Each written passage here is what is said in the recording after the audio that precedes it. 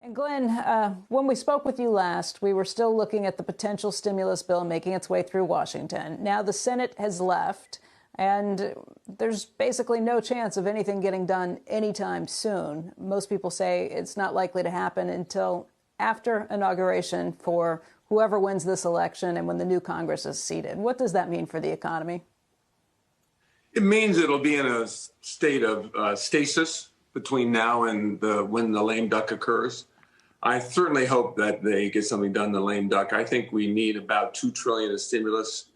It should be targeted largely at unemployment. I would put the unemployment supplement back in as it did before at around $300 this time, maybe a little more. I would make sure it was extended to, in addition to people who've been laid off, part-time workers, gig workers, like they did before. I would focus it. I would have a fair amount of money focused on targeted well at small business, take the time to get it right, versus the PPP, which had to be rushed. And I would spend some money for state and local, and particularly public schools in those areas. I think that needs to be done. That's what's going to be necessary to get us back on track. I mean, the economy went down by 33% in the second quarter. It looks like it's going to be up by 33% in the third quarter, but as we all know, that means we're still down at a little over 10%. And that means also there was about a point to a point and a half of growth that we would otherwise have had that's lost. So we're in about a 12 percentage point hole, and we need the federal stimulus to get us out of that, in my view.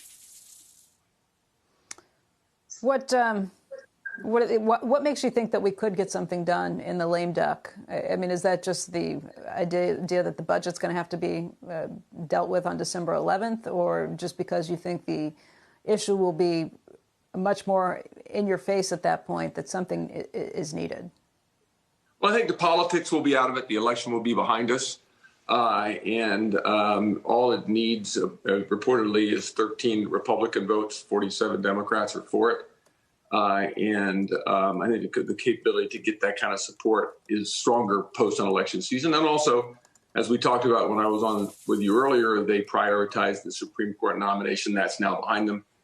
So this would be the first order of business, I think. And I would strongly urge it. And I also think, by the way, it's a responsible thing to do. And being in a post-election season will make it easier to do the right thing. Shepard Smith here. Thanks for watching CNBC on YouTube.